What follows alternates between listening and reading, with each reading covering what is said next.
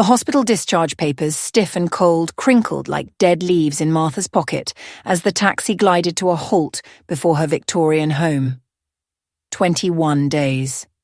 It felt like an eternity, battling infection and fever born from a hip replacement that had nearly claimed her. The world, indifferent, had spun on without her. Now, exhausted but profoundly relieved, she was home. Home.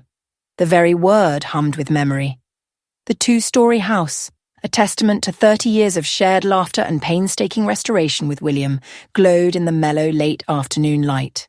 Roses planted by her own hand decades ago still spilled over the walkway, their vibrant blooms a soft reproach for her absence. "Need help with your bags, Mom?" The taxi driver, a young man with kind eyes, eyed her walking cane. "Just to the door, please," Martha replied, her voice still rough from the hospital's dry air. "My son should be waiting." But the door opened before they reached it. Stephen, her only child, stood framed in the rich oak, not with the welcoming smile she'd so longed for, but with an expression utterly alien, cold, distant, resolute. "Mom." His voice, detached and formal, echoed the chill in his gaze. Beyond him, Martha caught a flash of movement in her living room. Jessica, his wife. And were those Jessica's parents? "Stephen, what's going on?" Martha asked, taking a hesitant step forward. He blocked the entrance, a silent, unyielding barrier. "You shouldn't have come here. We weren't expecting you until tomorrow." The taxi driver, sensing the sudden shift in the atmosphere, placed her small suitcase gently beside her. Martha paid him quickly, a sudden desperate wish that he wouldn't leave blooming in her chest. "There's no easy way to say this," Stephen continued, his words cutting through the air as the taxi pulled away, leaving her vulnerable on the flagstone path. "Things have changed while you were hospitalized. The house isn't yours anymore."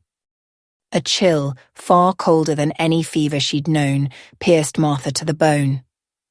"What are you talking about? We've made arrangements. Jessica's parents needed to relocate from Seattle, and this house has way more space than you need. The paperwork's been signed. You'll need to find another living situation." Her mind reeled. Paperwork. What paperwork? She'd signed nothing. "Stephen, this is ridiculous. Let me inside my home right now." She took another determined step, leaning heavily on her cane. This time, Jessica materialized beside him, her blonde hair coiffed to perfection. Martha's gaze snagged on the emerald earrings glinting at her ears. William's gift for their 25th anniversary. "Martha," Jessica purred, that false sweetness Martha knew so well coating her words. "We've packed your personal items. They're in boxes in the garage. We can have them delivered wherever you're staying." From behind them emerged Howard and Patricia Thompson, Jessica's parents. Martha had met them only a handful of times. Howard, tall and silver-haired, had always struck her as arrogant. Patricia, with her perpetual air of judgment, had never bothered to conceal her disdain for Martha's quaint home, the same home she now stood in as if she owned it. "I'm sorry it came to this," Howard intoned, his voice devoid of a single ounce of remorse. "But Stephen made the arrangements quite clear. The house has been transferred legally." "Legally?" Martha sputtered, disbelief warring with rising panic. "That's impossible. I never signed anything." Stephen's face hardened, his jaw tight. "Power of attorney. Remember that paperwork you signed before your surgery for medical decisions? It covered financial matters too." The realization hit her like a physical blow, stealing the air from her lungs. A stack of documents. Her son, her own flesh and blood, had presented them to her as she lay awash in pre-surgical anxiety. She'd trusted him completely, too overwhelmed to read beyond the first page. "You tricked me." The words were a whisper, hollow and inadequate against the immense chasm of betrayal that had opened at her feet. "We're doing what's best for everyone," Jessica interjected, her movements sharp, dismissive. "This house is too much for you to maintain alone. Stephen's been managing it for years anyway." "Don't appear here again." Stephen's voice was as cold and sharp as winter air. "We'll have your things delivered. The decision is final." Martha stood frozen, anchored only by her cane, staring at the stranger wearing her son's face.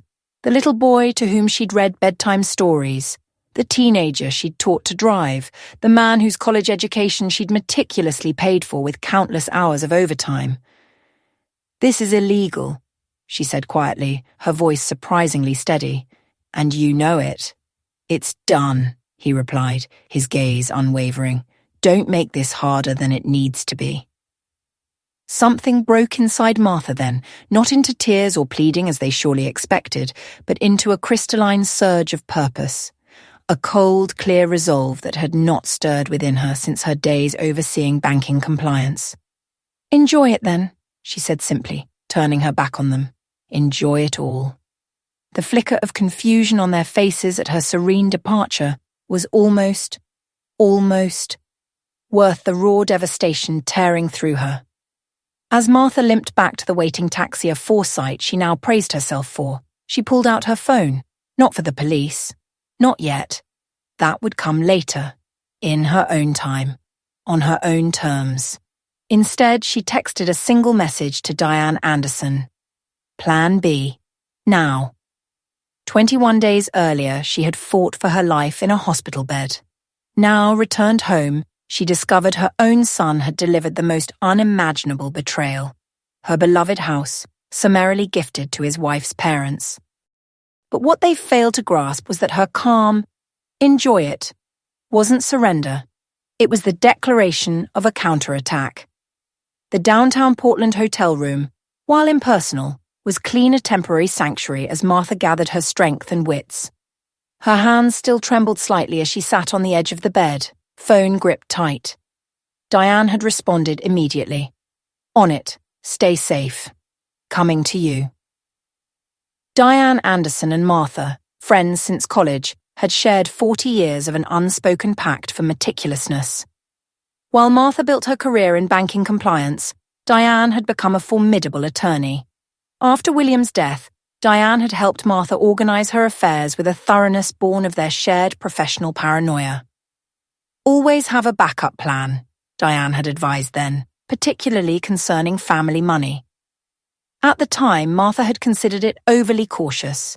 Now Diane's foresight felt nothing short of prophetic.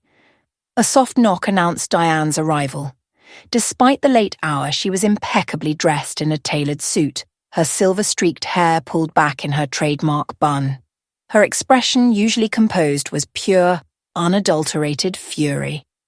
"Those absolute vultures," Diane hissed, pulling Martha into a careful hug, mindful of her still healing body. "Are you all right? Physically or emotionally?" Martha attempted a smile that didn't quite reach her eyes. "Both, I suppose. I'm standing, which is something." She sank back onto the bed. "The rest, I keep thinking I'll wake up and this will all be an infection-induced nightmare." Diane's expression softened for a fleeting moment before her professional mask settled back into place. "I've already started the process. The trust documentation is ironclad. William was nothing if not meticulous. The house transfer won't stand up to legal scrutiny." "How long?" Martha asked, her voice tight. "To invalidate their fraudulent transfer? A few weeks, maybe months if they fight dirty." Diane paused, her gaze steady. "But Martha, there's something else, something I found while reviewing your accounts." Martha's stomach tightened, a cold knot of dread. "What is it?" "Unusual withdrawals from your investment accounts during your hospitalization. Large ones."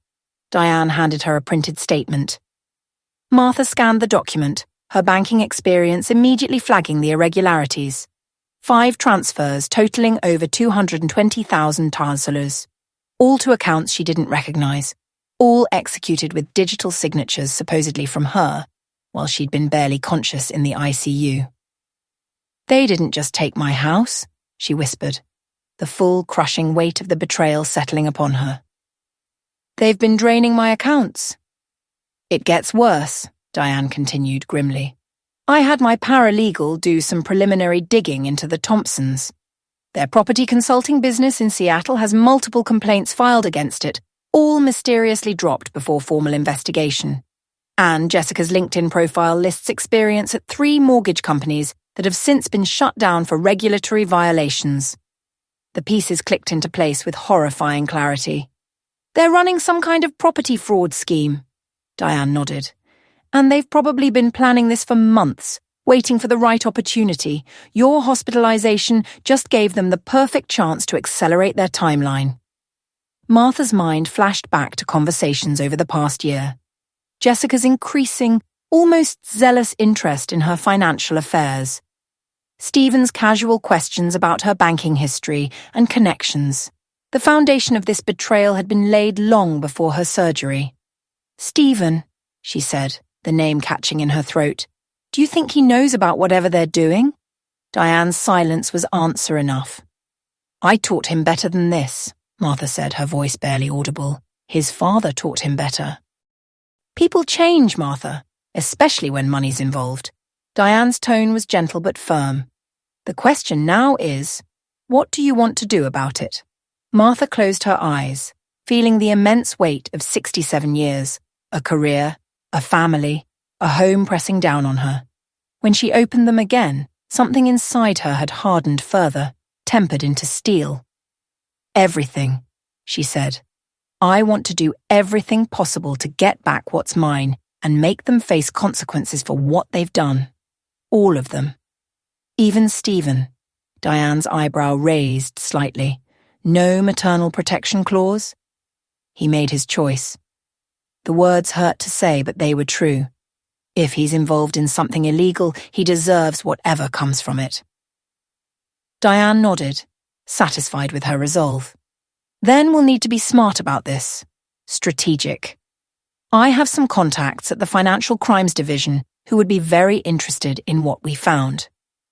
"I have some contacts too," Martha replied, thinking of her former colleagues. "But I don't want to move too quickly. They believe I'm defeated. A helpless old woman who will slink away in shame. That perception gives us an advantage." "What are you thinking?" Martha reached for her purse and pulled out a small, worn black notebook, her lifeline during her banking days. "First, we document everything. Every withdrawal, every forged document, every lie they've told." The predatory smile, as sharp and cold as I remembered from our youth, flickered across Diane's lips. "Then we follow the money," she stated, her voice a low hum. "If it's a fraud operation, patterns will emerge." My own resolve, a chilling determination, surged. "And then," I added, the words a promise, "we spring the trap when they least expect it." We began to outline our strategy, but the electronic world, ever intrusive, chimed its discordant note. A text from Stephen. "Mom, we need the passwords to your investment accounts to transfer your remaining funds for your care. Send them ASAP." I slid the phone across the desk to Diane. She shook her head, a quiet ripple of disgust. "What should I reply?" I asked, my voice barely a whisper. "Nothing yet," she commanded. "Let them wonder. Let them worry." I nodded, placing the phone face down. The Martha who would have rushed to appease, to smooth over, to preserve a fragile peace at any cost. That Martha had been left behind, discarded at the threshold of my stolen home. This Martha, newly forged in the fires of betrayal, was playing a very different game. 3 days had bled into one another since my abrupt eviction. From the quiet sanctuary of an extended stay suite, paid for in cash to guard against digital footprints, my physical strength gradually returned. The emotional wounds, however, remained raw, a constant ache beneath the surface. Diane, my oldest friend and sharpest attorney, slid her laptop across the desk. "You need to see this." The screen glowed with property records from my old neighborhood. I leaned closer, squinting, until Diane's finger pinpointed a line. "Third property from the bottom." My breath hitched. The Wilsons, 2 doors down, had sold their home 3 months prior. The buyer? Thompson Investment Properties, LLC. "That can't be a coincidence," I murmured, the first tendrils of a terrifying realization coiling in my gut. "It gets better," Diane clipped, her swift fingers navigating through a cascade of documents. The Hendersons directly across the street sold to the same LLC last month. And the retired couple on the corner. Their house was now under contract with the very same buyer. "They're buying up the neighborhood," I whispered, the insidious scheme unfurling before my eyes. "But why?" Diane pulled up a zoning application, a city planning department stamp stark against its header. "This was submitted 2 weeks ago, while you were still in the hospital." It was a proposal to rezone the entire block from single-family residential to mixed-use commercial. The implications struck me with the force of a physical blow. My quiet neighborhood, nestled just beyond Portland's rapidly developing Pearl District, would, under commercial zoning, see property values not merely rise, but skyrocket. "They're using my house as headquarters," I articulated, the pieces clicking into place with a horrifying precision. "While they acquire the surrounding properties," Diane finished my thought, her voice grim. "Once they control enough of the block to force the rezoning, the property values will at least triple. Based on current market rates, we're talking a potential profit of $15 to $20 million. My banking background allowed me to immediately grasp the sheer magnitude of the fraud. But such an initial investment required significant capital. "Where's that coming from?" I asked, the question hanging heavy in the air. Diane's expression darkened. "That's where it gets concerning. I had an investigator friend pull some records. The Thompsons have a pattern in Seattle. They identify vulnerable property owners, primarily elderly, or those facing financial hardship, then use predatory lending practices to gain control." "Mortgage fraud," I stated, the term echoing from a distant past in the sterile halls of high finance. "Exactly," Diane affirmed. "They offer refinancing deals that seem too good to be true, use falsified appraisals to manipulate property values, then structure the loans to inevitably fail. When the owners default, they swoop in and acquire the properties at a fraction of their worth. I thought of my neighbors, many of them aging, living on fixed incomes in homes they'd owned for decades. Perfect targets. And my accounts, the money they'd been siphoning away. Initial capital, most likely, I mused. They need funds for the first purchases to cover expenses until the scheme pays off. Diane affirmed, "Your investment portfolio was a convenient source." The calculated cruelty of it all stole my breath. Not content with my home and savings, they had used them to victimize my entire community, people who had attended William's funeral, who had brought me meals when I was first widowed. "What about Stephen?" I finally voiced the question that had been a silent scream in my mind. "How involved is he?" Diane hesitated, her gaze dropping to open another file. "This was recorded 3 weeks ago at Seattle First National Bank. The security camera footage flickered to life. Stephen and Jessica, entering the bank together, then meeting with a loan officer. The timestamp was 2 days after my surgery, a blur of heavy sedation in the ICU. They used the power of attorney to access my safe deposit box. I realized, the bank name a painful echo of where I kept my most vital documents. "Yes," Diane confirmed. "And, according to the access log, they removed several items, including your original property deed and the trust documents." I closed my eyes, a wave of nausea washing over me. My own son, the boy who had insisted on absolute fairness in board games, who had returned a found wallet with $50 inside. How had he become this person? "There's one more thing," Diane's voice softened, but her hand was steady as she pulled up an email chain. "This was forwarded to me by one of my contacts at the SEC. They've had the Thompsons on their radar for some time. The emails exchanged between Jessica and her father nearly 8 months prior discussed their plans in thinly veiled language, identifying target properties in my neighborhood, assessing vulnerable homeowners, and, most chillingly, specifically mentioning my house as their operational center once access was secured. One line in particular turned my blood to ice. "Still hesitant but coming around," says Mother, unlikely to recover fully from planned surgery. Timeline accelerated. "Planned surgery?" I repeated, the words barely audible. My hip replacement hadn't been an emergency. It had been scheduled months in advance. "Martha," Diane's voice held a warning, a delicate bracing for impact. "They were waiting for this," I continued, the horrifying truth blooming in my chest.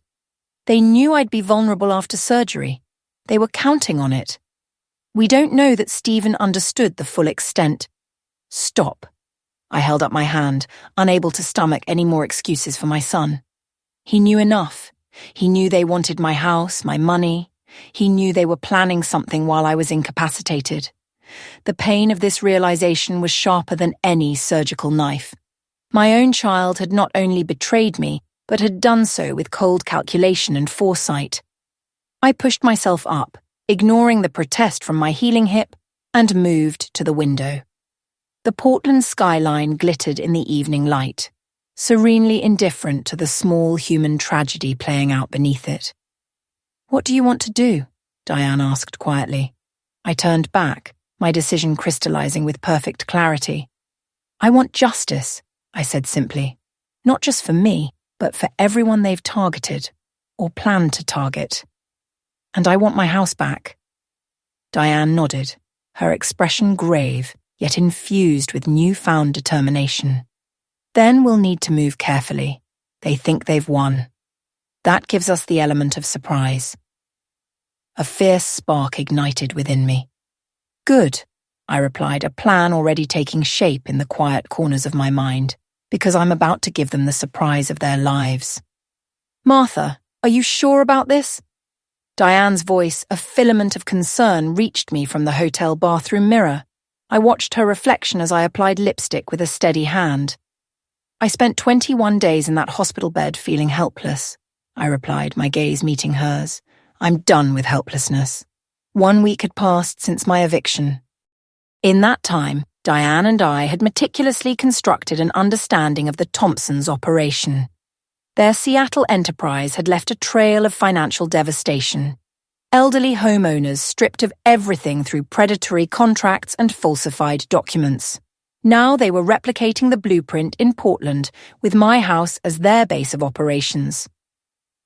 "The timing has to be perfect," I reminded her, making a final check of my appearance. The elegant grey pantsuit, the subtle jewellery together. They projected precisely the image I intended. Not a defeated elderly woman, but the seasoned banking professional I'd been for decades. "Agents Reeves and Callahan are standing by," Diane confirmed. "They'll only move when we give the signal." After uncovering the full extent of the fraud, we had taken our evidence to the FBI's Financial Crimes Unit. The agents, it turned out, had been building a case against the Thompsons for months, but they lacked the insider access we now provided. We struck a deal. They would hold off on immediate arrests, allowing us to gather more concrete evidence, and in exchange, I would receive priority consideration in the recovery of my assets. "Remember," I reiterated, reciting the key points of our strategy, "we need documented proof that they're using my identity and financial information." This wasn't merely about personal revenge, it was about stopping a sophisticated criminal enterprise before it claimed more victims. And I, Martha, was precisely the person to do it.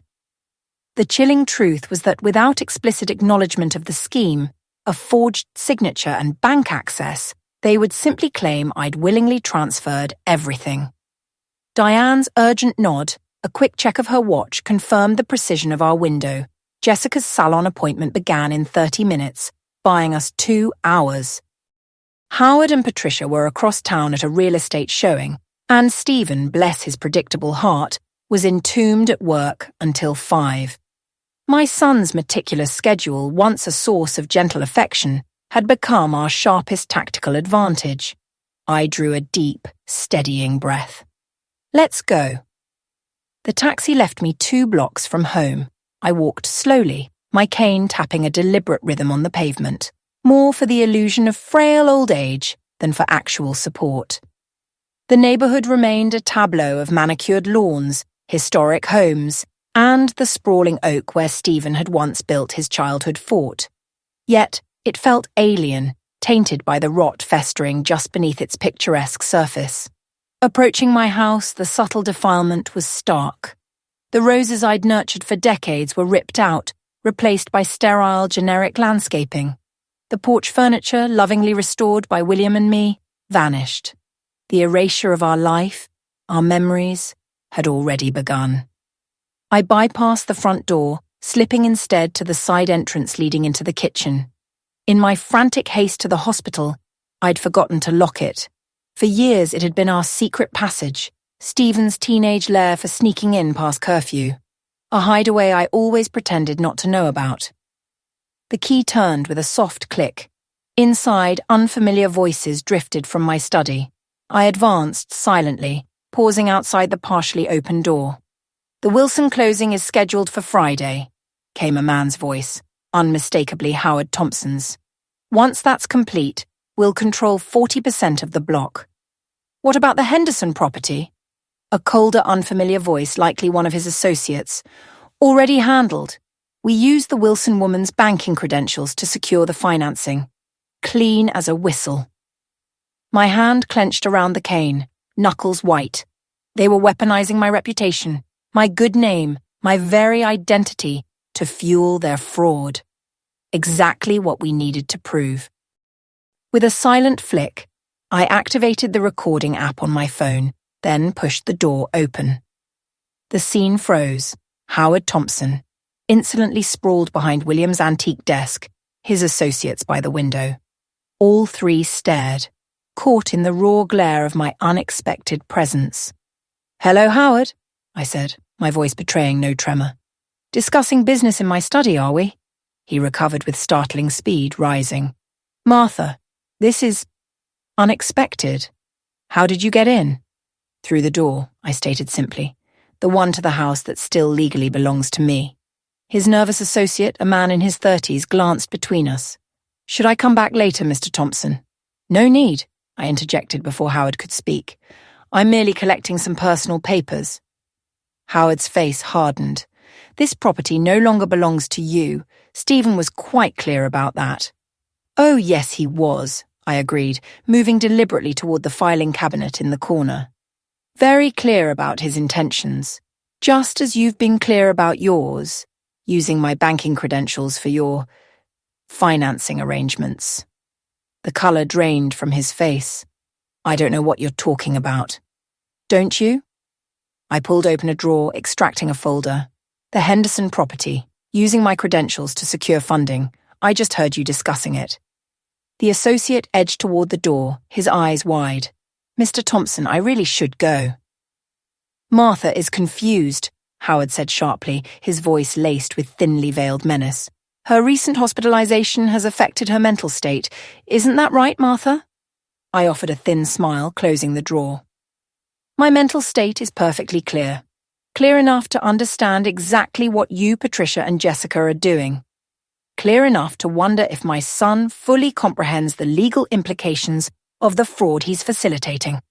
Howard's mask of concern evaporated, replaced by cold, calculated fury. "You have no proof of anything. Even if you did, no one would believe you over your own son. Now get out before I call the police and have you removed for trespassing." I nodded slowly, as if weighing his words. "You're right about one thing, Howard. Proof is essential." I raised my phone, the recording app glaringly visible. "That's why I made sure to get some." His eyes widened, fury giving way to animalistic rage. "Give me that phone." "I don't think so." I backed toward the door, my heart hammering a chaotic rhythm against my ribs despite my outward calm. "I have what I came for. Enjoy the house while you can." As I turned to leave, Howard lunged, seizing my arm with bruising force. "You're not going anywhere with that recording." I hadn't prepared for physical confrontation. Pain seared through my still healing hip as I struggled for balance. "Let go of me," I demanded, my voice rising deliberately. "Give me the phone first," he snarled, his free hand snatching for it. In that volatile instant, the front door burst inward. "FBI, hands where we can see them." Agents Reeves and Callahan flooded the room, weapons drawn. Howard froze, then slowly released my arm, his hands raising preemptively. Our contingency panic app on my phone had worked perfectly. Martha Wilson. Agent Reeves approached me while her partner secured a stunned Howard. Are you all right? Yes, I said, steadying myself against the doorframe, my voice calmer now. And I believe I have something you'll find very interesting. The FBI field office was a monument to clinical impersonality. Beige walls, utilitarian furniture, the faint ghosts of stale coffee and printer ink. My hip ached, a persistent thrum even after Agent Reeves's offered extra-strength painkiller. Mrs. Wilson, your recording is extremely valuable, Agent Callahan said, snapping his notebook shut. Combined with the financial documentation you and Ms. Anderson provided, we have enough to secure warrants for all the Thompson properties and business records. What about my house? My accounts? I asked, a tremor in my voice I couldn't quite hide. A judge has already issued an emergency injunction freezing all transactions related to your property, he assured me. No one can sell it or transfer it further until ownership is legally clarified. Relief washed over me, a fragile wave against a looming storm. This was merely the beginning. The Thompsons were in custody, but Stephen and Jessica remained blissfully unaware. What happens next? We'll execute search warrants at your residence this evening, Reeves explained. Mrs. Thompson will be detained for questioning. A flicker of something compassion, perhaps, crossed her face. As for your son, given your statements, we'll need to determine his level of involvement. The door opened and Diane entered, her expression grim but resolute. The first round of warrants just came through. They're moving on the Thompson offices in Seattle simultaneously. Mrs. Wilson, Callahan said carefully, we understand this is difficult. If you prefer not to be present when we execute the warrant at your home, I'll be there, I interrupted firmly. This is my house. I want to see this through. 3 hours later, I sat in the hushed interior of an unmarked FBI vehicle parked across the street from my home. The afternoon light bled into long, creeping shadows across the lawn where Stephen had played as a child. Jessica's car sat in the driveway. She was back from her salon appointment, blissfully ignorant that her husband was being processed at a federal detention center. They're in position, Reeves murmured from the driver's seat, updates whispering through her earpiece. Mrs. Thompson Wilson is confirmed inside, along with your son. He arrived home early. My heart constricted. Stephen wasn't supposed to be home yet. I'd hoped to spare him this public spectacle, even arrange for him to be approached separately at his office. Now he would endure the full, brutal force of the raid alongside his wife. Are you sure you want to witness this? Diane asked softly, her hand covering mine. Before I could answer, a convoy of vehicles turned onto the street, 3 unmarked sedans, a large tactical van.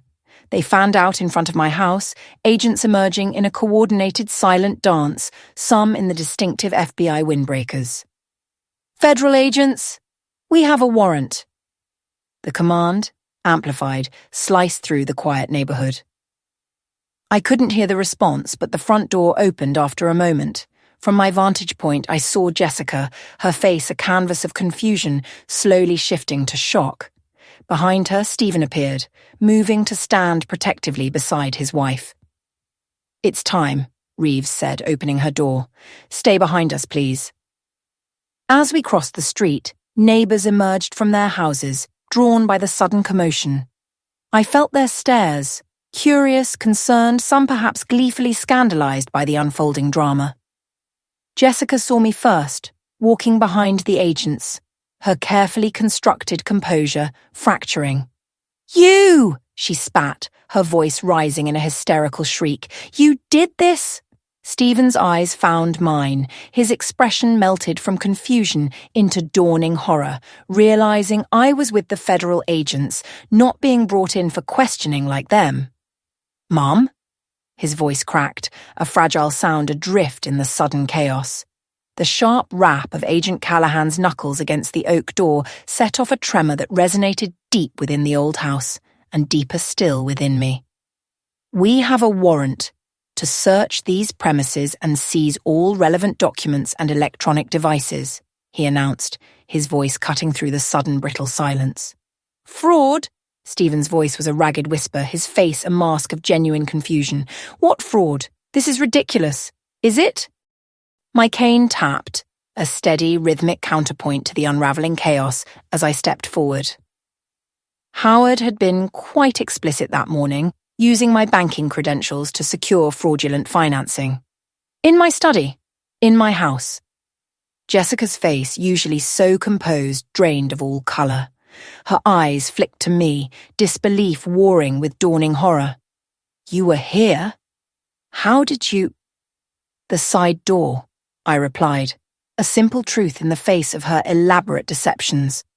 Some things you never bothered to learn about this house, Jessica, like the fact that it legally belongs to a trust established by my late husband, a trust that can't be transferred without the signatures of all trustees, including my daughter Diane.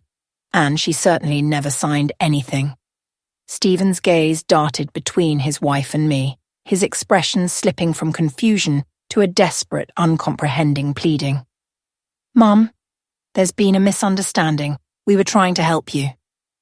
My voice remained steady, a quiet counterpoint to the storm raging behind my eyes.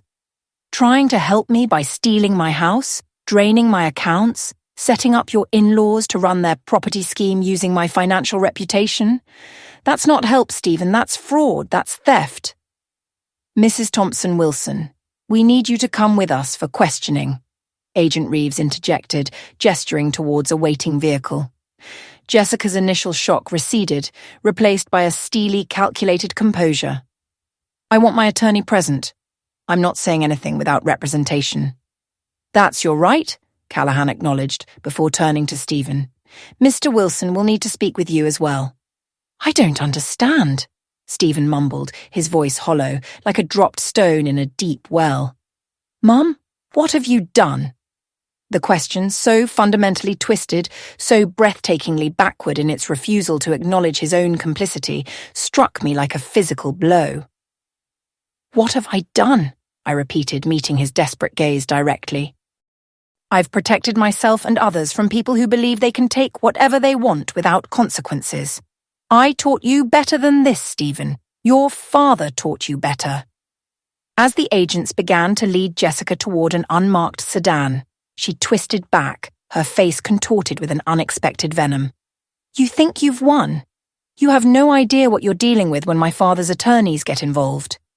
Your father is already in custody, I interrupted, my voice calm, almost detached. As is your mother. The FBI is currently searching their offices in Seattle. It's over, Jessica. Her face, a mask of pure rage, was all I saw as agents guided her firmly into the car.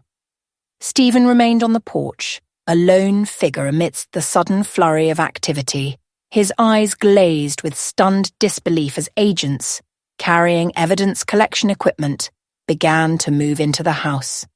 Mom, he called, his voice barely a whisper, as I turned to follow Diane back to our vehicle. I didn't know everything they were planning. You have to believe me. I paused, studying the face of the child I had raised, searching for any flicker of truth in his shifting gaze. Maybe you didn't know everything, I conceded, a profound weariness settling over me. But you knew enough, Stephen, and you chose them over me anyway. As I walked away, I heard him call after me, his voice breaking, a plea swallowed by the vastness of his sudden isolation. Where am I supposed to go now? I didn't turn back. The question echoed the one I'd faced when he had evicted me from my own home.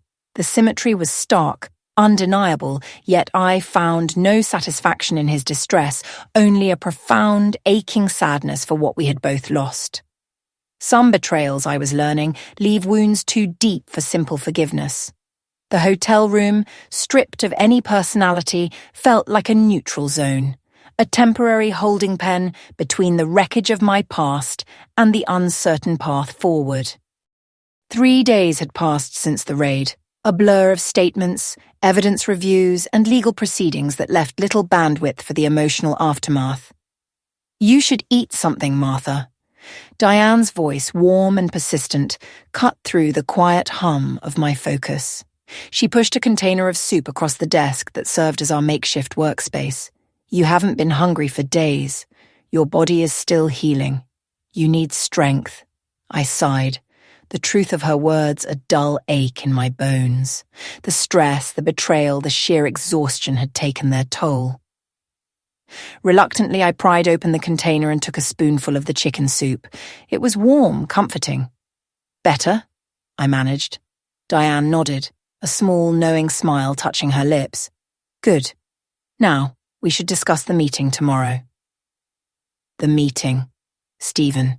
He had requested it through his attorney, a young public defender named Marcus Reed, who had contacted Diane just yesterday. He claims he didn't understand the extent of the Thompsons' operation, Diane continued, her tone carefully neutral. Says Jessica kept him in the dark about most of it. The bitterness, a sharp metallic taste, rose in my throat. Was he in the dark about the power of attorney he tricked me into signing? The transfers from my own accounts? Diane's expression softened. I'm not defending him, Martha, just relaying what his attorney said. I set the spoon down, my appetite vanishing once more. What else did this Mr. Reed say? Stephen wants to cooperate fully with the investigation. He's offered to provide complete testimony about Jessica and her parents in exchange for consideration in his own case. He's turning on them. The thought, though not entirely surprising, still landed with a dull thud. The Stephen I thought I knew had always been fiercely loyal. Self-preservation, Diane suggested, her voice practical, analytical. The evidence against the Thompsons is overwhelming. He's making the smart, legal move. And what does he want from me? I asked, though I suspected I already knew the answer that twisted deeper than any legal maneuver. Officially nothing. The meeting is supposedly just for him to explain his side of things. Diane's skeptical tone made it clear she didn't believe this was the full story. Unofficially, my guess is he's hoping you'll speak to the prosecutors on his behalf. A mother's plea for leniency could carry significant weight. I closed my eyes, suddenly exhausted beyond measure, a profound weariness seeping into my very bones. The thought of facing Stephen, of hearing his explanations and excuses made my chest tighten painfully. You don't have to meet with him, Diane reminded me gently, her hand briefly covering mine. You owe him nothing at this point. I know, I said, my voice barely a whisper, but I need answers, Diane. I need to understand how my son became someone who could do this. The Federal Building's interview room was a stark tableau of intention and suspicion, a cold metal table, 2 uncomfortable chairs, and a large one-way mirror that undoubtedly concealed watchful eyes. I sat with Diane beside me, my hands folded on the table, a conscious effort to hide their slight tremor. When the door opened, a current of cold air swept in, and I barely recognized the man who entered. Stephen, my always confident, impeccably put-together son, was haggard. His usual business attire had been replaced by rumpled khakis and a plain button-down shirt. The shadowed stubble on his face hinted at days unshaved, nights sleepless. "Mom," he said, his voice raw, as he took the seat across from me. His attorney, a serious young man with wire-rimmed glasses, sat beside him, a silent sentinel. "Stephen," I acknowledged, working to keep my voice steady, betraying none of the turmoil swirling within. An uncomfortable silence stretched between us, thick with unspoken accusations and unresolved pain, neither of us quite knowing how to begin this impossible conversation. Mrs. Wilson, Marcus Reed, Stephen's attorney, finally broke the quiet, his voice measured. My client has requested this meeting to explain certain aspects of the situation that he believes have been misunderstood. I'm listening, I said, my eyes fixed on Stephen, ignoring the lawyer entirely. Stephen cleared his throat, a small nervous sound. First, I want you to know that I never intended for things to go this far. When Jessica and I first discussed having her parents move to Portland, it was supposed to be temporary, just until they found their own place, There was a pause, a breath held. "And the power of attorney?"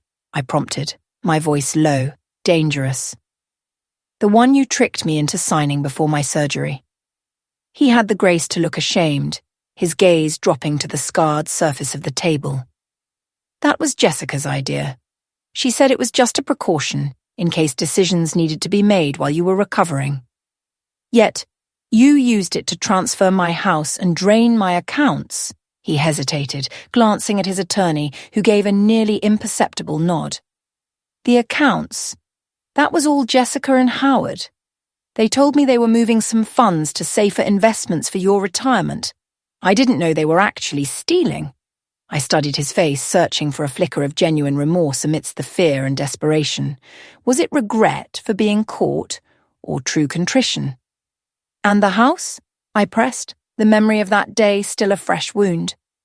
"You personally told me I couldn't come home. You stood in the doorway of the house your father and I built and told me it wasn't mine anymore." His eyes dropped again, avoiding mine. "Jessica convinced me it was for the best. She said the house was too much for you to manage, that you'd be happier in a senior community. I thought—" He swallowed hard, his voice barely audible. "I thought we were helping you. By throwing me out with nothing but the clothes on my back? By packing my personal belongings in boxes in the garage?" The calm I had maintained so painstakingly began to crack, fissures appearing in its facade. "That's not help, Stephen, that's cruelty." "I know," he whispered, a defeated sound. "I know that now. What did they have on you?" The question burst from me raw and unbidden, the one that had haunted my waking hours and invaded my dreams. Jessica and her parents. What hold did they have that would make you betray your own mother like this?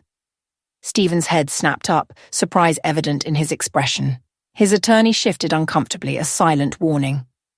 "Mrs. Wilson," Reed interjected, his voice firm, "we should focus on—" "No," Stephen interrupted, his voice surprisingly strong. He looked at me, and for the first time I saw something beyond fear, a flicker of resolve. "She deserves to know." The air in the sterile federal building interview room felt thin, brittle. 3 years. It had been 3 years since my son Stephen had begun his quiet descent. A spiraling fall I was only now beginning to comprehend. He took a staggering breath now, the kind a man takes before plunging into icy water. 3 years ago I made some bad investments, he confessed, his voice a tightrope. Lost a lot of money. Our savings, part of our retirement fund. I was desperate to recover it before Jessica found out. He swallowed hard, his gaze flitting to the scuffed linoleum. Howard offered to help, said he had foolproof investment opportunities. Foolproof? The word hung in the air, thick with a bitter irony. He loaned you money, I guessed, I prompted, my own voice unnaturally calm. Stephen nodded miserably. At first, then it became more complicated. His shoulders, once so broad, seemed to slump further. I signed documents, became part of their business ventures without fully understanding what they were. He paused, a muscle twitching in his jaw. By the time I realized what was happening, I was already implicated in several of their schemes. They had leverage over you, Diane observed, her tone devoid of judgment, purely analytical. They owned me, Stephen corrected, the bitterness a palpable taste in the room. He looked up, his eyes bloodshot, raw. Jessica made it clear that if I didn't cooperate with their plans, her father would make sure I took the fall for everything. I absorbed this new information, a cold stone settling in my gut. The son I thought I knew was an illusion, shattered by each halting word. And what I heard next twisted the blade deeper. My house? My accounts. Stephen's voice was barely a whisper now, thick with shame. A test of loyalty, she called it. He lifted his gaze, meeting mine briefly before flinching away. To prove I was committed to their operation. Jessica said once the neighborhood properties were rezoned, we'd make enough money to set you up comfortably somewhere else. You believe that? The incredulity was a harsh note in my voice, impossible to suppress. I wanted to believe it, he replied, so soft I almost didn't hear him. It was easier than admitting what I was really doing. The raw honesty of the statement struck me, a momentary rift in the carefully constructed facade. For the first time since this nightmare began, I glimpsed the boy I remembered, the one who, caught in a lie, would eventually admit the truth, however painful. A sliver of hope, fragile and tentative, flickered within me. "Stephen," I said, drawing out his name, a question in itself. "What exactly are you asking of me today?" He met my eyes directly then, and in that gaze, I saw not a manipulator but a man broken beneath the weight of his choices. "Nothing, Mom. I don't deserve your help or forgiveness." His voice broke, a raw, exposed sound that tore at me. I needed you to know that I never wanted to hurt you. I was weak and scared and made terrible choices. Whatever happens now, I'll accept it. The simple dignity of his response, so completely at odds with the desperate excuses I'd braced myself for, caught me off guard. Before I could formulate a reply, a sharp rap at the door shattered the fragile quiet. Agent Reeves entered, his usual composed demeanour slightly altered, a flicker of urgency in his eyes. "Sorry to interrupt," Reeves said, a quick, almost apologetic nod. "But we have an urgent development. Mrs. Wilson, could you step outside for a moment?" My heart gave a sudden, hard lurch. Urgent development. 2 words that now carried the weight of impending dread. As Reeves guided me down the hall to a smaller, more private conference room, Diane trailing closely behind, a cold certainty settled over me. Whatever this was, it would change everything again. "What's happened?" I asked, the moment the door clicked shut behind us. Reeves's jaw was set, his gaze serious. He placed a file folder on the table between us. "We've been executing additional search warrants related to the Thompsons' business records," he explained, his voice low. "A team in Seattle discovered something you need to see." He opened the folder with a deliberate slowness that only stretched the tension. From inside, he extracted several photographs, laying them carefully before me. I leaned forward, my breath catching as I studied the first image. A bland hospital room, banks of medical equipment, and a patient in a bed, confusion ward with a prickle of unease. "I don't understand," I said, looking up at Reeves. "What does this have to do with—" My words died in my throat as my eyes snagged on the final photograph. The patient. It was me. Unconscious. Connected to monitors. Clearly in the ICU during my recent hospitalization. "These were found in a hidden safe in Howard Thompson's Seattle office," Reeves said quietly, his gaze steady on mine. "Along with these." He pushed a stack of documents onto the table, medical charts, doctor's notes, medication orders. My medical records, the ones that should have been securely protected at Portland Memorial Hospital. How did they get these? Diane's legal mind, sharper than ever, grasped the implications instantly, her voice a tight whisper. "That's what concerned us," Reeves replied, a grim nod. "The timestamps on these photos don't align with regular visiting hours, and these medical records contain information that family members wouldn't typically have access to." A bone-deep chill ran through me, twisting my stomach. Someone inside. The unspoken words hung in the air. Someone inside the hospital was working with them. Reeves nodded. "We've identified a nurse who accessed your records repeatedly during times when neither Stephen nor Jessica was present. Phone records show multiple calls between this individual and Howard Thompson." "But why?" I asked, struggling to piece together a motive for such an invasive, chilling act. "Why monitor me so closely?" Diane's face had gone pale. She was already poring over the documents, her finger tracing a line on one of the charts. "Martha, look at these medication records." I followed her finger. It pointed to a dosage adjustment for my post-surgical pain management. The original prescription had been crossed out, replaced with a higher dose in different handwriting. "Your recovery took longer than expected," Reeves said carefully, watching my face. The infection that kept you hospitalized for 21 days instead of the typical 5 to 7. He trailed off, then continued. We're investigating whether it may have been deliberately complicated. Deliberately complicated. The implication hit me like a physical blow. The air rushed out of my lungs. Are you saying they tried to... I couldn't finish the sentence. The words were too monstrous. We're not making any allegations yet, Reeves clarified quickly, though his eyes held none of the usual detachment. But we're investigating the possibility that someone attempted to extend your hospitalization to provide more time for the Thompsons to execute their plans. I gripped the edge of the table, suddenly lightheaded. The thought that someone might have deliberately interfered with my medical care, potentially putting my life at risk, was almost too horrifying to comprehend. My own recovery, the pain, the endless days of fever and antibiotics, all orchestrated. Does Stephen know about this? I managed to ask, my voice a thready whisper. Not yet, Reeves replied, his gaze softening almost imperceptibly. We wanted to inform you first. Diane placed her hand over mine, her touch grounding. Her expression was grave. Martha, if someone deliberately compromised your care, that elevates this case significantly.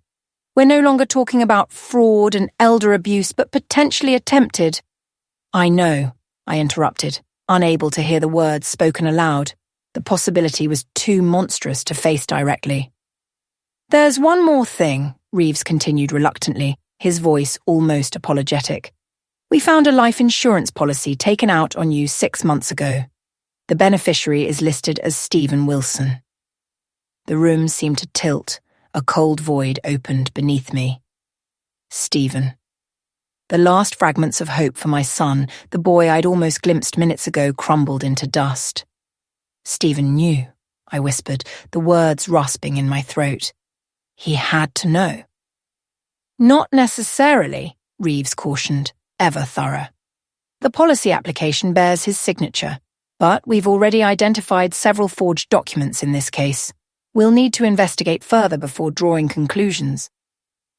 I closed my eyes, trying to steady myself against this new, crushing wave of betrayal. If Stephen had known about these machinations, if he had been complicit in potentially threatening my life, then everything he had just told me in the interview room was a lie. The glimpse of my real son I thought I'd seen was nothing but another manipulation. I need to see him again, I said, opening my eyes, a new resolve hardening them. Right now! Mrs. Wilson, given this new information, we strongly advise against... Reeves began. I need to see his face when he learns about this, I insisted, cutting him off. I'll know whether he knew.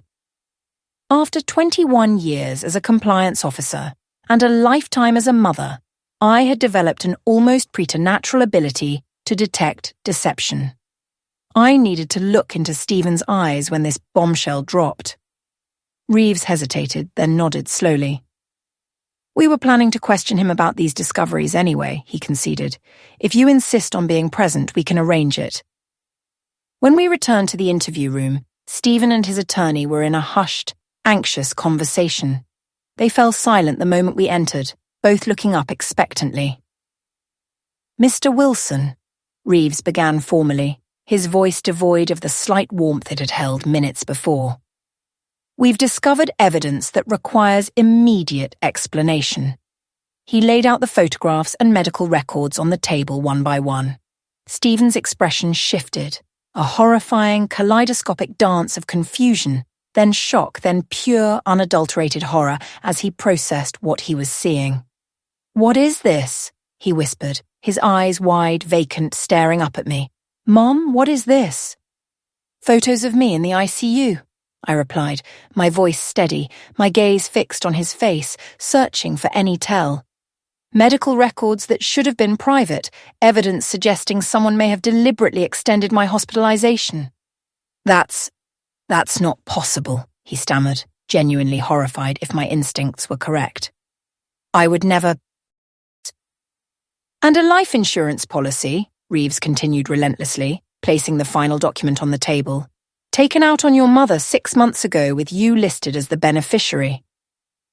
Stephen's face drained of all colour, leaving him ghastly white. He looked like he'd seen a ghost. I never took out any life insurance policy on my mother. Never. The words were choked, desperate. His attorney leaned forward instantly, his composure like a shield. Agent Reeves, my client has been cooperating fully. If you're suggesting he was involved in some kind of... I'm not suggesting anything yet, Reeves interrupted, his voice sharp. I'm asking for an explanation of these documents. I can't explain them because I had nothing to do with them. Stephen's voice rose in panic, raw and unravelling. Jessica handled all our insurance matters. She said we were updating our own policies. I signed whatever she put in front of me. The raw fear in his eyes was not just fear of consequences, but genuine horror at what had been done, what had been alleged. It told me more than any words could. My son had been weak, foolish, and morally compromised.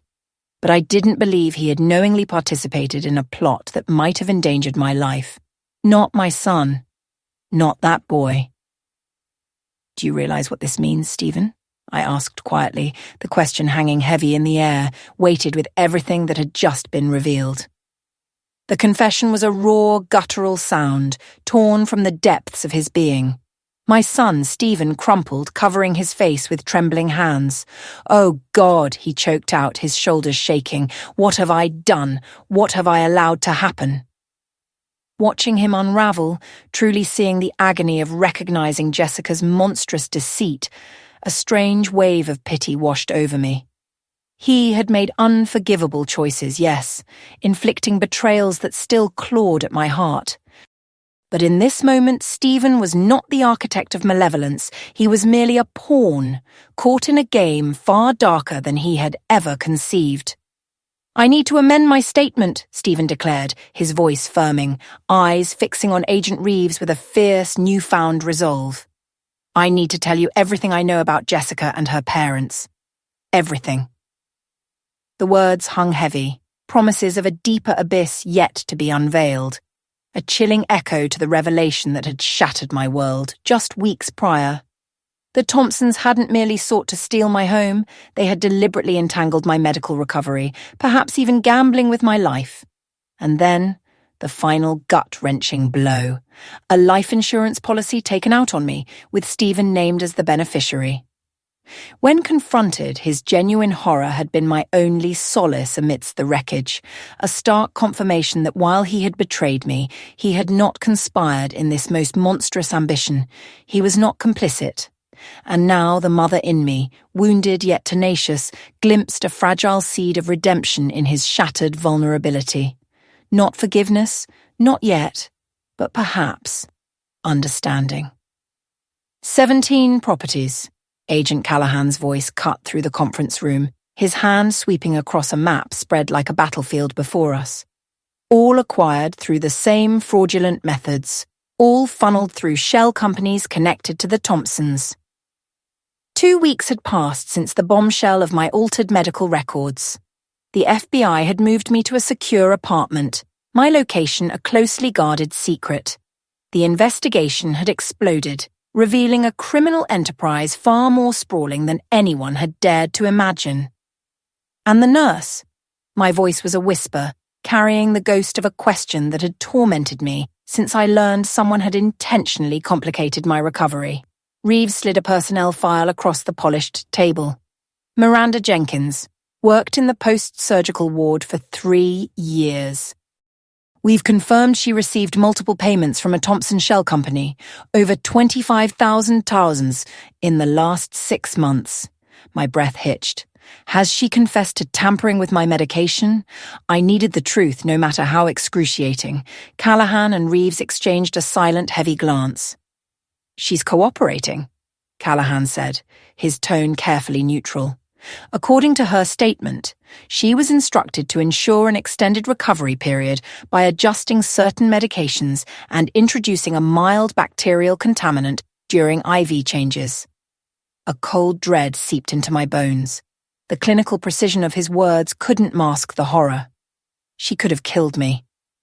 She claims she calibrated the contamination to cause extended hospitalization without life-threatening complications, Reeves added, her voice laced with unconcealed disgust, as if such a distinction somehow softened the edges of attempted murder. And Jessica? The question was redundant, a formality. I already knew the answer. Howard Thompson made the initial contact with Jenkins, Callahan confirmed. But yes, the evidence suggests Jessica orchestrated the specifics. He gestured to a printout. Text messages recovered from her phone include detailed questions about your treatment schedule, medication regimen, and expected discharge dates. I closed my eyes, the calculated cruelty of it all a searing brand. My own daughter-in-law had deliberately prolonged my suffering, buying time for their machinations. What about Stephen's involvement? Diane, bless her, voiced the question I couldn't bring myself to ask. We found no evidence he was aware of the medical tampering, Reeves stated, her gaze steady. His cooperation has been extensive, and we believe genuine. The prosecutor considers his testimony crucial to building the case against the Thompsons. A small mercy, a slender thread of distinction between a son who betrayed and one who conspired to physically harm. It didn't erase the pain, but it offered a fragile handhold in the chasm of his actions. There's something else you should see, Callahan murmured, pushing another file across the table. Recovered from Jessica's private email account. Inside, a chilling timeline unfurled, emails between Jessica and her parents, stretching back nearly 2 years. They laid bare a methodical plan to seize my assets. First, isolation from friends and family, then gradual absorption of my finances. Finally, a transition to long-term care once legal control was complete. My hands trembled, the cold-blooded plotting of physical assault. They had targeted me long before my hip surgery, viewing my eventual physical decline as an opportunity, my hospitalization merely accelerating their timeline. And this, Callahan continued, his voice dropping, is perhaps most disturbing of all. He placed a printed real estate listing before me, a luxury senior living facility in Arizona. Attached, an email from Jessica to her parents. Perfect location for Martha once everything's finalized.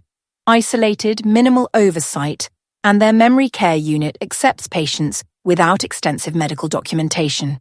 Once she's there, we'll have complete control over all communication and visitors. They had planned to institutionalize me, to effectively imprison me in a distant facility, to bury me alive where I could be conveniently forgotten while they reveled in their ill-gotten gains. There will be additional charges based on this evidence, Reeves explained, her voice hardening. Elder abuse, conspiracy, possibly attempted murder, depending on how the DA views the medical tampering. I nodded slowly, utterly overwhelmed. The sheer scope of their malice, the calculated destruction of not just my financial security, but my freedom, my dignity, was almost incomprehensible. When can I go home? The question, an aching whisper, finally escaped me. The forensic team completed their work at your residence yesterday, Callahan replied. Technically, you could return now, though we recommend waiting until we've confirmed no security concerns. I want to go today, I stated, a surge of resolve coursing through me. I need to be in my own space again. Diane squeezed my hand. I'll stay with you for the first few days. Reeves nodded. We can arrange that. There's one more matter, though. Her hesitation was palpable. Stephen has requested another meeting with you. He's being transferred to a minimum security facility pending trial, and he's asked to speak with you before that happens. My gut instinct screamed refusal. The wound of his betrayal was still raw, throbbing. I wasn't sure I possessed the emotional fortitude for another confrontation. Yet, a deeper current, the ancient pull of a mother who remembered the child he once was, prevented an outright denial. When? I asked simply. Tomorrow morning, Reeves replied, if that works for you. After that, he'll have limited visitor access until the legal proceedings are complete. I nodded slowly. I'll see him. Later that afternoon, standing on the familiar porch, The key felt heavy in my hand. The house, outwardly unchanged, held the invisible stain of invasion. Strangers had plotted within these walls, transformed a sanctuary into a stage for my demise. "Take your time," Diane's gentle voice broke the silence. "This is bound to be difficult." I drew a deep, fortifying breath and turned the key.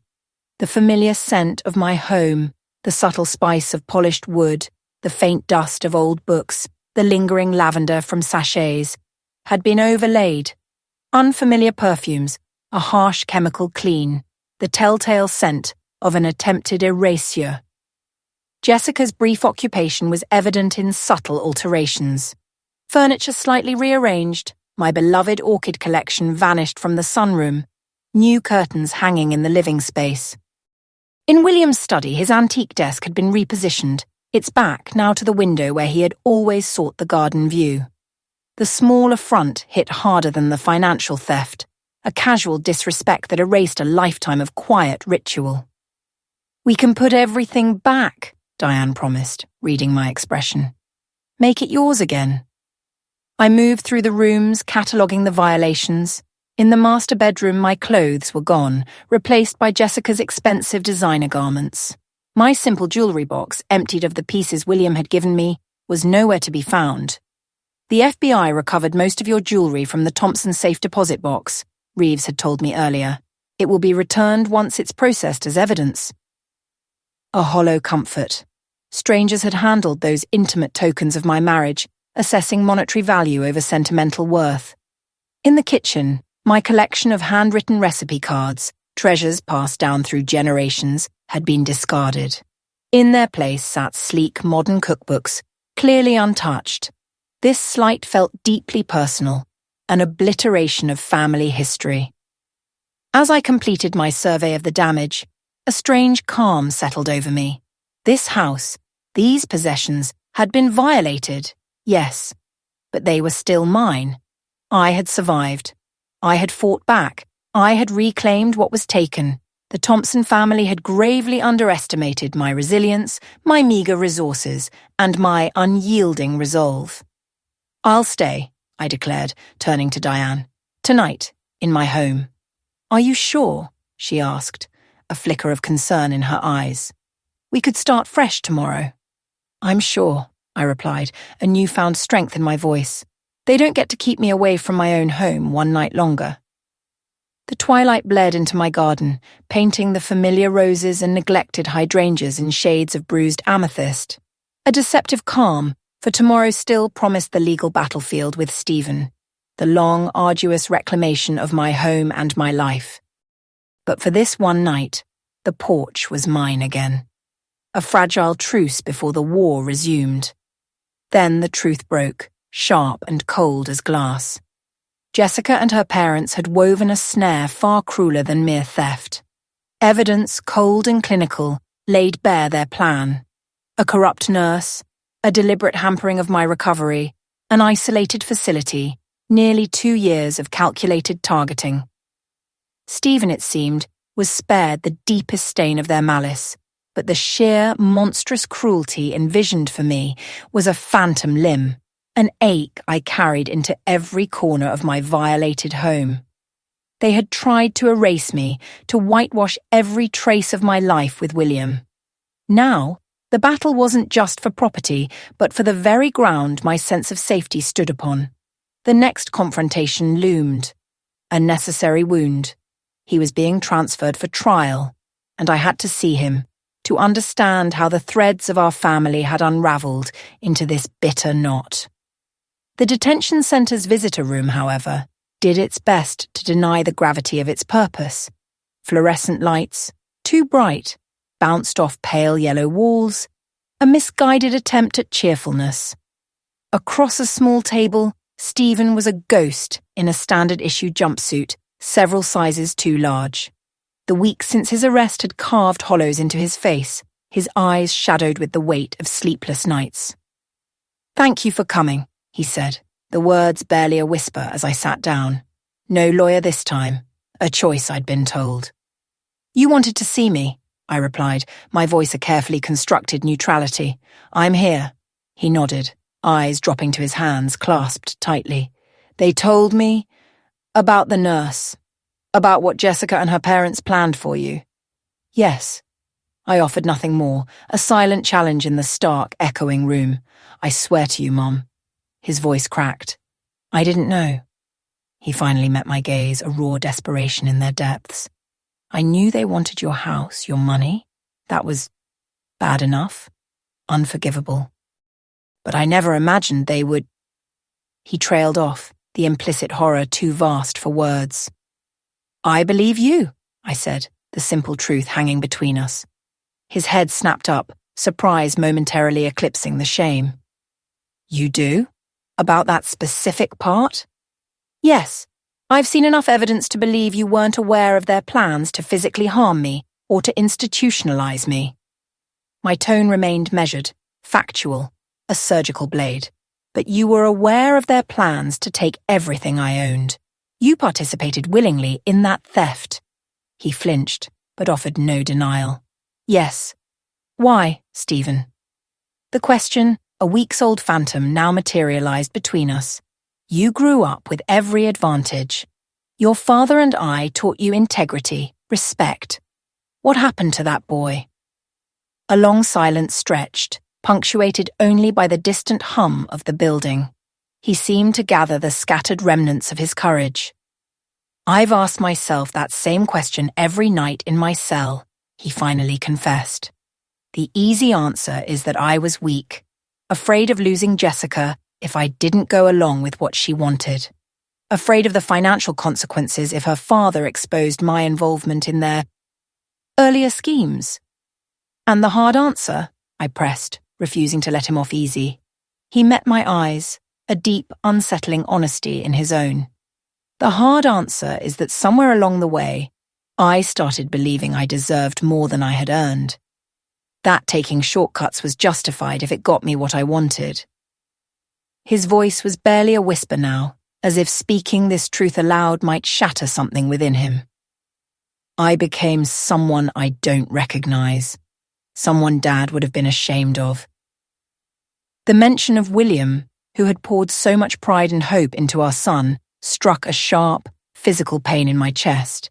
Your father would indeed be disappointed, I acknowledged, the words heavy with a shared grief. As am I. But I think what would disappoint him most is not that you made mistakes, but that you betrayed your own principles to cover those mistakes. Stephen nodded, a silent acceptance of this undeniable truth. The prosecutors have offered a plea deal, he continued. The shift abrupt, pragmatic. 5 years, reduced to 3 with good behavior in exchange for my complete testimony against Jessica and her parents. Are you going to take it? Yes, he said without hesitation. It's more mercy than I deserve. We sat in silence, the harsh consequences hanging in the air like dust motes in the fluorescent light. My son, the bright future William and I had meticulously planned, was now reduced to this sterile room, destined for years within prison walls. I found something in the house yesterday, I said, changing direction, pulling a small worn envelope from my purse. In the back of your father's desk drawer. It's a letter he wrote to you before he died. He asked me to give it to you when I thought you needed it most. I think that time is now. Stephen's hand trembled as he took the envelope, turning it over to see his name in William's familiar masculine script. I didn't know this existed, he whispered. He wrote several letters during his final months. This was the last one. I watched him, silent, as he carefully opened it, his fingers delicate, as if the paper might disintegrate at his touch. Emotions flickered across his gaunt face, grief, shame, and finally, a fragile resolve. He folded the letter, pressed it to his chest, then returned it to the envelope. Thank you for bringing this, he said, his voice steadier now. I needed to hear his voice again, even if the circumstances are. He gestured vaguely at our surroundings. What will you do after? I asked, pushing into the uncertain future. When you've served your time? The question seemed to catch him off guard. Perhaps he hadn't dared to look that far ahead, or perhaps he hadn't believed I would acknowledge a future for him beyond punishment. I don't know, he admitted, his gaze drifting. My career in finance is over, obviously. My reputation. He shrugged, the gesture an eloquent epitaph for his former life. You'll need to rebuild, I stated, a quiet challenge. Not just practically, but morally. That's the harder work. I know. He hesitated, then asked the question that had surely gnawed at him. Will you ever be able to forgive me, Mom? I chose my words with care, unwilling to offer false comfort. Forgiveness isn't a single moment, Stephen. It's a process. Right now, I'm still processing the hurt, the betrayal, the shock of discovering who you allowed yourself to become. I met his gaze directly. I don't know if complete forgiveness is possible, but I do know this. You are still my son. Nothing changes that biological fact. What our relationship looks like moving forward will depend on the choices you make from this point on. He nodded, accepting my complex truth with surprising grace. That's fair. More than fair. Our time was nearly up. A guard, a silent sentinel, hovered closer, ready to reclaim Stephen. As we stood to say goodbye, he asked one final question. The house. Will you stay there after everything that happened? Yes, I said, with a certainty that surprised even myself. It's my home. I won't let what they did chase me away from the life your father and I built. Good, he said softly. Dad would want that. Watching him being led away, his shoulders straight despite the indignity of his circumstances, an unexpected sense of closure settled over me. Not healing, that would be a longer, more winding road, but the first fragile breath of understanding. My son had made terrible choices, had betrayed me in ways perhaps beyond repair. Yet, beneath the hardened layer of the man who had conspired with the Thompsons, fragments of the child I'd raised still glimmered. Outside, Diane waited in her car, a silent anchor in these tumultuous weeks. How did it go? She asked, as I settled into the passenger seat. As well as could be expected, I replied, gazing out at the late autumn leaves swirling across the parking lot. He's taking a plea deal. 5 years. Potentially 3. And how do you feel about that? I considered her question, allowing the complex stew of emotions to surface. Sad, relieved, angry, still, but less so. Mostly I feel clear. Clear about what happened, about where we go from here. Diane nodded, understanding without needing further words. As we drove back towards my house, my true home, slowly being restored limb by limb, I reflected on the months past. From the shock of betrayal to the grim fight for justice, from the horror of the plan concocted for me to this fragile moment of resolution, the path ahead remained tangled. The legal battle against Jessica and her parents would drag on for months. Securing my assets, rebuilding my life, that would be a patient, meticulous endeavor. And the relationship with my son, if it could be salvaged at all, would require years of careful, tender reconstruction. But for the first time since waking from surgery to find my world shattered, I felt genuinely hopeful. Not because the road ahead was easy, but because I had unearthed strengths within myself I hadn't known existed. As we turned onto my street, the late afternoon sun bathed my house in a golden light, a promise of new beginnings amidst the endings. The letter from William, nestled amongst his effects, was a whisper from beyond the grave, meant for when I needed it most. It spoke of forgiveness not as a simple answer, but as a long, uncertain road. Emerging from the sterile chill of the detention center that day, a peculiar clarity settled over me. Not healing, not yet, but the first hard-won step towards whatever new reality awaited us both. That's the last of it, Diane declared, her voice cutting through the quiet hum of the renovated living room. She placed a silver-framed family photograph on the polished surface of my newly restored bookshelf. A small, definitive gesture. 6 months. 6 months since I last stood opposite Stephen, the air thick with unspoken accusations. 6 months dedicated to the patient, meticulous reconstruction of my home, my finances, and the shattered fragments of my security. I surveyed the room, a ghost of a smile touching my lips. It looks right again. The antique armchair where William used to read now sat precisely where it belonged. The sunlight streamed through my preferred silk curtains, the faint, almost imperceptible marks of the Thompsons' brief occupations systematically erased. "Better than right," Diane corrected, her hand sweeping towards the sleek new security panel by the front door. "It's safer now than it ever was." She had a point. The ordeal had forced a harsh, yet ultimately practical evolution. Upgraded locks, a comprehensive security system that chirped reassuringly, stringent new protocols for every financial account.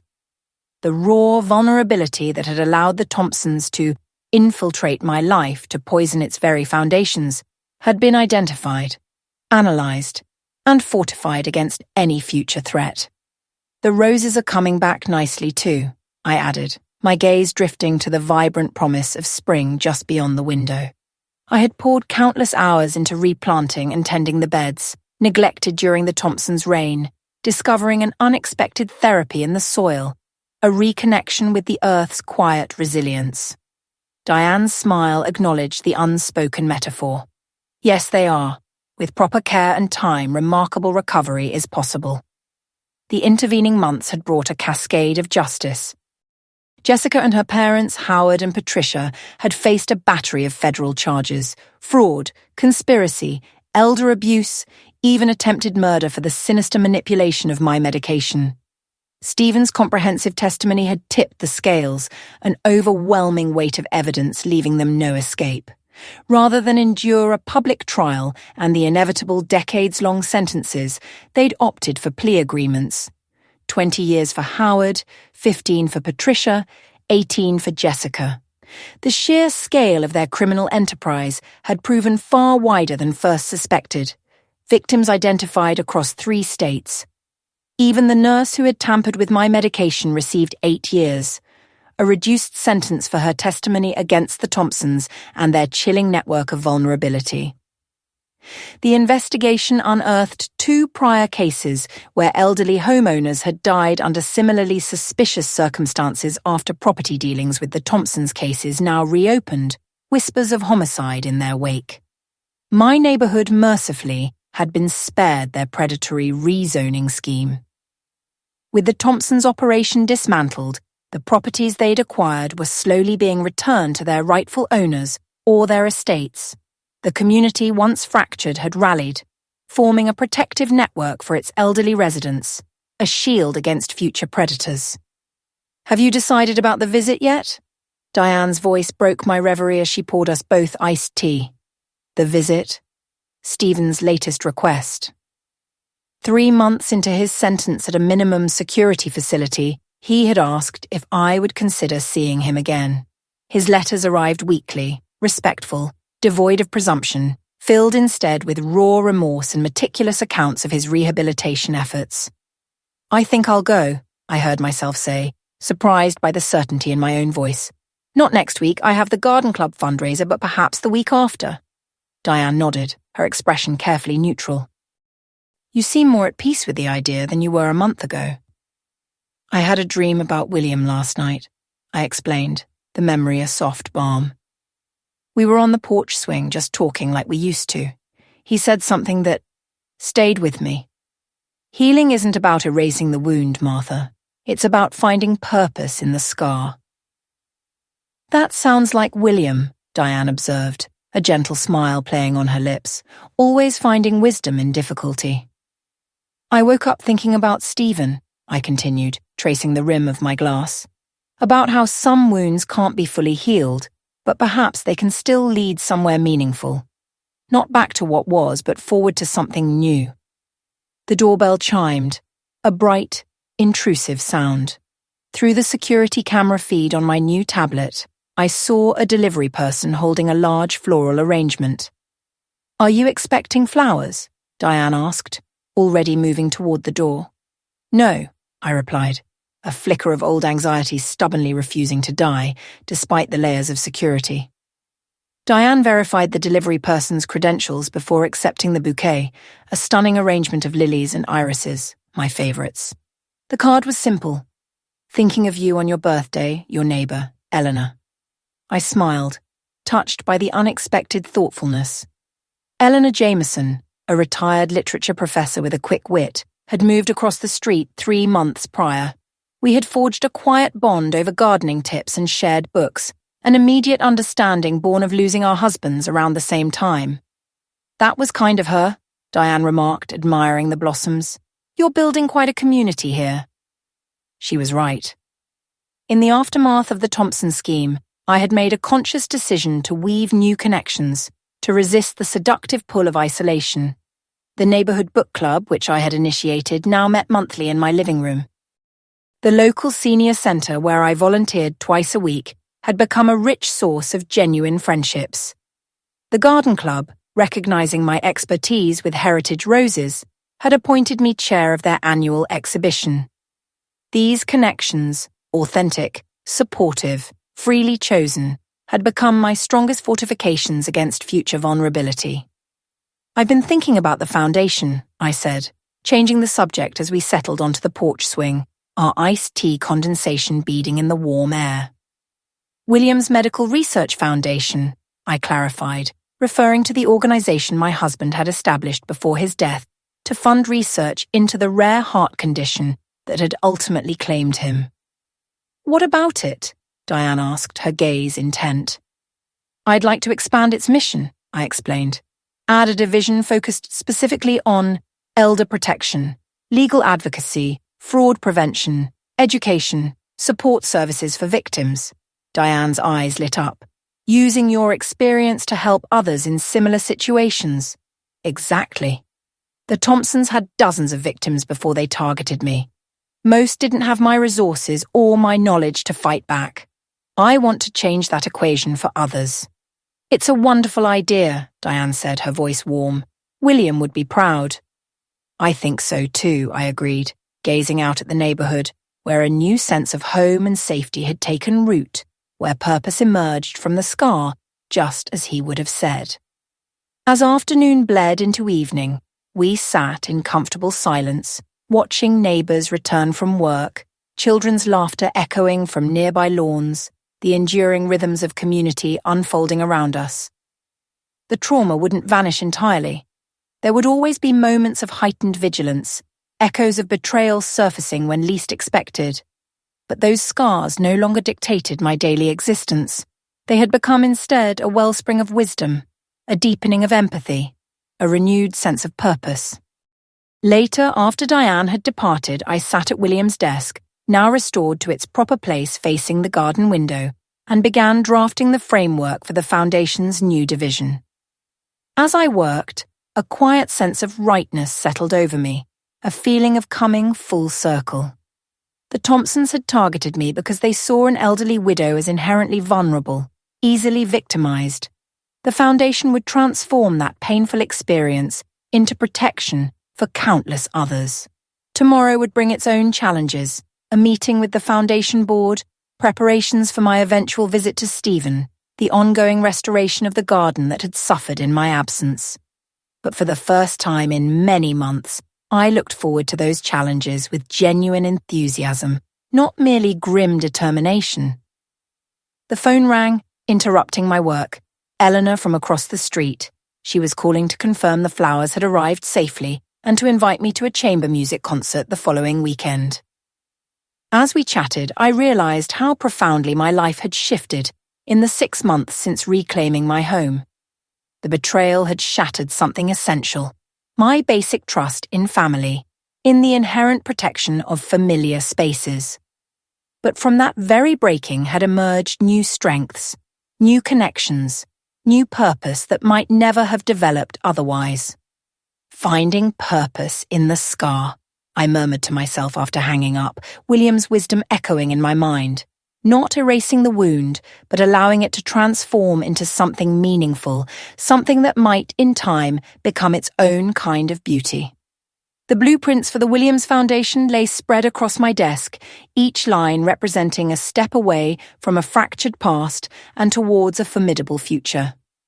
My plan was concrete: to expand its reach, transforming the raw nerve of my own betrayal into a protective shield for elders, for all those vulnerable to the shadows I now understood too well. This new chapter, though born from a profound breaking, had unexpectedly carved out a space within me, not for despair, but for a fierce kind of growth. It brought forth fierce new connections, a deeper, almost unsettling wisdom about the true currency of the time I had left.